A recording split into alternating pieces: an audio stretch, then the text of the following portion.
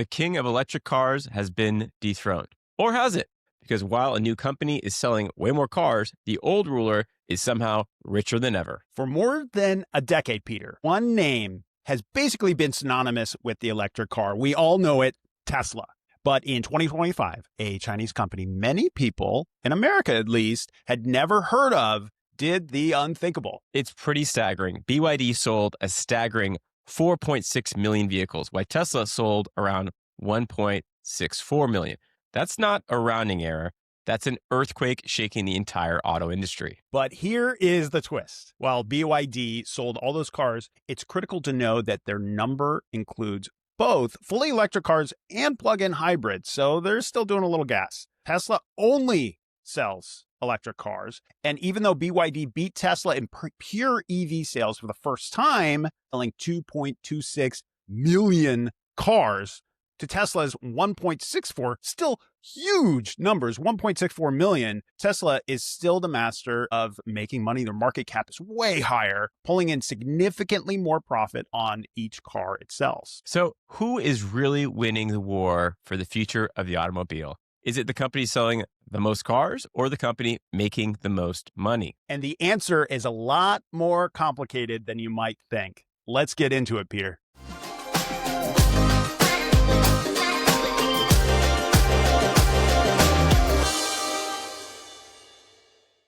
We're going to review over the case for BYD and the case for Tesla so you can get an overall view of how both companies are doing and how they are positioned for the future. So first, let's talk about the old king strategy. So to understand this fight, you have to remember how Tesla has grabbed the crown in the first place. Tesla didn't just sell cars. It sold the future. It built an aspirational brand that was much more about high-tech status as it was about getting from point A to point B. For years, Tesla's game plan seemed unbeatable. A small lineup of high-end, high-performance EVs running on what everyone saw as superior battery tech and software. And it was true. It is true. This premium focus let them charge higher prices and generate huge profits per vehicle, way higher than industry standards, building a mountain of cash that other car makers could not dream of. And the supercharger network was a masterstroke. It created a private, convenient ecosystem that no other brand could touch. Exactly. Tesla's strategy was never about selling a car to everybody. It was about selling the best car to those who could afford it from the very beginning. That was their strategy. And using those profits to bankroll the next big thing. While Tesla was building a premium empire, BYD was quickly playing a completely different game, becoming a manufacturing giant. Its rise to the top wasn't a fluke. It was a strategy built on three key moves. First, winning on price. Forget Tesla's focus on a few premium models. BYD has something for everyone with a massive, diverse lineup from budget-friendly city cars to high-end sedans and electric buses. They're expanding beyond the typical consumer car. They're going everywhere. And they sell both EVs and plug-in hybrids, which lets them capture a much, much bigger slice of the market. This flexibility has been a huge weapon in their global expansion. Second, BYD's secret weapon, they make everything themselves. They're vertically integrated. Tesla is as well, but there are huge advantages when a company does this. While many other car companies are scrambling for parts, working with other suppliers, all the legacy automakers, BYD is their own part supplier. They make their own batteries, their own semiconductors even, and they even own their own cargo ships to transport cars. Tesla's not as vertically integrated as that. That gives them an insane amount of control over their supply chain and costs, which is a key reason that they can be so aggressive on price. And third, BYD's global ambition. They aren't just winning in China. In 2025, the company's overseas sales exploded to over 1 million vehicles. It is aggressively expanding its dealership network all across Europe, with plans to double its locations by the end of 2026. And this gets us to the heart of the debate. On one side, you have BYD's overwhelming volume, selling nearly 3 times as many vehicles, giving them immense market share and puts their name on the road all over the world. Their revenue has even shot past Tesla's. On the other side, you have Tesla's profit machine. Even with lower sales in 2025, Tesla's ability to squeeze out more profit from each car is unreal. In the third quarter of 2025, for example, Tesla's net profit of 1.4 billion compared to BYD's 1.1 billion, which is still high, despite selling fewer cars. And this is the fundamental difference in their strategies. BYD is playing the long game, capturing the market now by sacrificing some profit, hoping to become the default choice for millions. And Tesla is betting its high-tech, high-profit model can fund its ultimate trump card, full autonomy. So who's got the winning strategy? Is BYD manufacturing muscle or Tesla's tech-focused ambition? Let us know what company you are betting on in the comments. I don't know, Peter, what do you think? Well, let's give our commentary from our personal experiences because I own a Tesla. I have since 2021. And do you still own the Model 3 or what are you driving now? I don't. So my opinion is the Model 3 and Teslas is inarguably, objectively, the best car in the world. Although I haven't driven BYDs, but compared to everything else I've driven, I got tired of not hearing an engine. And this sounds so stupid, but I got tired of having a perfect car. I wanted some I'm a car guy and I wanted some imperfection. So I got a gas SUV and it's fun. It's kind of annoying, but I'm going back to Tesla. They're just so good. Mm-hmm. Yeah, it's interesting in the US, we don't have the option to buy BYD like they do outside of the US. If they did, our choices would be different. But right now, if you want an EV, Tesla is dominating that market. I still own an EV. I own the Model Y. I've had a good experience with it. For me, the compelling reason is the supercharged network and the full self-drive. So I wasn't as much as a gearhead as you. Some people really like to hear the engine, but for me, the tech was the compelling factor to buy Tesla. Now, for people in Europe who are going to have the choice, it could be a different decision because the price differences are more extreme. Yeah, when you first got your Model 3, did it not make you feel like you're in the future or feel like every other car is so behind? Definitely did. I mean, it's like you're driving an iPad is kind of the joke with Tesla because everything is controlled by the center thing. But, they've continued to innovate. You can get software updates over it. They did change certainly the market in the US and the expectations for consumers. And I'm really happy with my Tesla. It's not perfect. The trim finishes aren't great. The customer service is not amazing. And there's some other challenges as well. But overall, I'm pretty happy with my Tesla. Did you feel the same? Yeah, I know you wanted to change, but you had a good experience. Yeah, I had a great experience. It just worked all the time. There was no the infotainment systems on cars now is shameful. Right? It is not just accepted that Teslas are by far the best car in the world, except for the subject matter we're talking about here today, which is BYD and these Chinese car companies. In America, we have not yet seen them. But Peter, have you talked to anyone that has traveled, or have you traveled yourself and seen some BYDs or Chinese cars? I keep hearing they are pretty exceptional, pretty luxurious, and pretty cheap. You're not lying. They've got that vertical integration. Looks wise, some people like the way they look better. This is one of their main models. They have different models that might look a little more sporty. This is kind of a Model Y competitor to Tesla. This is the C-Line 7. I think Tesla's looks better. These have nice wheels. Some people like the way these look, and they are all wrong. This thing's pretty ugly to my eye. Okay, but okay, this is kind of a cool angle. Tesla doesn't have very good interiors. They are very stylish, but they don't have the same premium interiors as other cars, I would say. But it's very simple. I like it. It doesn't really bother me. But BYD, you are getting more luxury. You're just getting more luxury for the price that Tesla has to offer. The Tesla look and styles I like. This is the Model Y. I think the Model 3 is a better looking car than the Model Y. The Model Y, because the hatchback design, which is more practical, it does look less sporty and stylish, perhaps less sexy than the Model 3, but still a good car. I think when we're questioning, the future strategies, which is Tesla's tech-first full self-drive, where BYD is volume and capturing the market, it's an interesting question because it's really a technology question. And what's going to be more important to consumers? Is it going to be full self-drive? Is it going to be a variety of options? Is full self-drive going to be successful outside of the U.S.? It's taken a while in the U.S. to be successful. And who will win Europe? because the battle for Europe is still very much up in the air. There's challenges on both sides. There's roadblocks, right? There's tariffs, there's trade barriers, there's infrastructure and service gaps, there's regulatory scrutiny, and there's a lot of EU manufacturers that don't want to see either car company in Europe. Yeah. Yeah. Are Uh, we ever going to see Chinese cars in the US? What I no, don't even know. Why not? What is stopping? tariffs. And why would we? Why would we? It would be Because they're a cheap, low cost, high quality product. okay. And yeah. So let's play both sides of that argument. They are a Okay. cheap, low cost product. The benefits it would have to U.S. consumers is it would lower our general living expenses, which is a big problem in the U.S. Affordability is a huge problem. And if we had cheaper cars to buy, new cars, it would help with the affordability crisis. Of course. However, it would destroy the car manufacturing companies in the U.S. Detroit would really be ruined. Tesla would have some real competition. So it would be really detrimental to our economy, to our jobs. And then from a strategic standpoint, we become dependent on Chinese auto manufacturing. And from a national security standpoint, that's not the best position to be in. It's true. Unfortunately.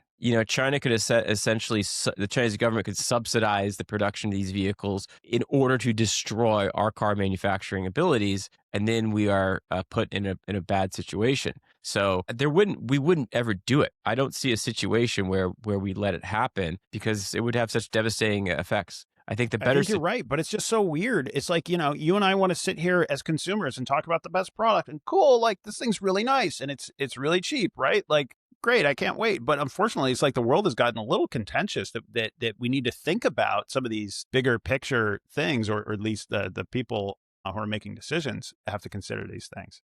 I mean, I think you're it's right. tempting. You see these auto reviews on YouTube, and you see these amazing BYD cars you could get for $30,000 or $40,000 that look like $100,000 car in the U.S. I might have exaggerated those numbers slightly, but it is tempting. It certainly would, but man, it would really put the U.S. car manufacturers in a tough spot. Tesla included in that. I don't ever see it happening. There'd be a lot of job displacement. And then here's the other concern with Chinese car companies operating potentially in the US, but operating in Europe too, is privacy. So let's hypothetically say that Yeah. if Chinese car companies, if BYD was allowed to be sold in the US, and would you love the car? You wanted to get it. Would privacy be a factor for you as a consumer to buy or not buy it? The reality is no. And I think that's the reality for consumers when they really go to buy. People love to talk on social media or in their circles about privacy and how it's just terrible, this or that. But when it comes down to it, over and over, we see how consumers make choices. And they want something, it's cheaper, and then they kind of change their mind and justify it. And they just kind of let it happen. Take all my data. I don't care. Give me those sweet, sweet, cheap products. We had in the future, I'm picturing this a headline. We had a security leak, and Nick Evans' driving history was leaked, where he went to In-N-Out Burger 4 times in one day. We have video footage leaked from inside the cabin of him eating 3 burgers at a time while driving. Oh, that Fast would forward 10 minutes, we have video footage of him standing up while driving, yelling, "I need to shit." It's not true. Fake news. Yeah. I think you're overall right. Privacy is kind of a fake outrage type thing. Yeah, it's a fake outrage. I'm not saying that that's how it should be, but you look at it and it's like we see that over and over. People love to shout and cry about privacy, but their actions state otherwise, And, you realize that Facebook and Google is taking all your data, and then you kind of just like get used to that level of like invasion of privacy. And then the next tier goes up, right? And not to mention the new generations of people, like they just don't care that much about privacy, So I don't see that stopping. I don't see that being a real buying decision at the consumer level anyway. I do think the battle for Europe, if we're looking at Tesla versus BYD in Europe specifically, it is a full self-drive war. And if Tesla can win the full self-drive war and really get it past a lot of the regulatory problems they have in Europe, there's currently some regulatory problems they have with Dutch regulators, then they could probably have a lot of success EU. Because not only are we comparing like a Model Y, if you were to think if they get the robotaxi, that is a very cheap robotaxi. Yeah. And if they are able to flood that to Europe, it's not so much a question of which car people will buy. Will they buy BYD or will they buy Tesla? Will they buy a car at all? Will they buy a car at all? It's just that's how they're killing the car market. They're just taking it away. That might be their best strategy. I mean, and these car companies. Here's another advantage Tesla has in Europe. They do have some home field advantage. They have a gigafactory in Berlin. So they could do a lot more local manufacturing to get over some of the hurdles and perhaps regulations and tariffs. So like the Model Y in Europe is built in Germany and it avoids the EU's anti-subsidiary tariffs from Chinese-made EVs. Okay. So BYD won't have this advantage until they open up plants. I believe they are opening up some plants later in 2026. And then there's also some next-gen batteries. Tesla is a little ahead of BYD in some aspects of battery production. So there could be that. But man, I don't know. The fight for the mass market is going to be interesting, especially with the newer models coming out. Man, it was just so incredible to see Elon do the impossible with Tesla and start a new car company, not just car company, electric car company, which was impossible, and he did it. And he has achieved and like the actually built the number one selling car in the world, which is a Model Y. And then to see Chinese manufacturers come in and just like, we'll do that too. And China is so good at manufacturing. For years, everyone thought the whole advantage of manufacturing in China is just because it's cheap. No, they're really, really, really good at manufacturing. And so they are a real threat. And I don't mean like scary threat. I mean a business threat, right? I mean, it's similar to like if you were to build a software, something for Mac OS, and then Apple looks at it and they're like, oh, that's a pretty good idea. We're just going to integrate that into the OS, right? It's called getting Sherlock's, right? As far as manufacturing goes, if you have a lot of success, Chinese car companies who are incredible at manufacturing will look at that and say, oh yeah, we could build that. Okay, let's just build a massive factory and start cranking these out. And that's exactly what's happened. But Peter, let me ask this. Is this the final story? Is this the whole story for Tesla? Is Tesla just an EV car manufacturer, or is this just a chapter in what's actually happening, whether it's looking at just Tesla or Tesla versus other car manufacturers like BYD? Yeah, there's a whole bigger story here of how Tesla's broader vision, perhaps with AI and humanoids and battery cells and people's walls, will play out with people's decisions to purchase EVs. So that's another speculative look. It's hard to really examine the two of those in a specific scenario, but Tesla does have a lot of other innovative technology that could have synergies to make it a better value proposition than just buying a BYD. Yeah. I mean, the way I like to view Tesla is that, yes, it's a public $1 trillion company, but it's kind of just a startup.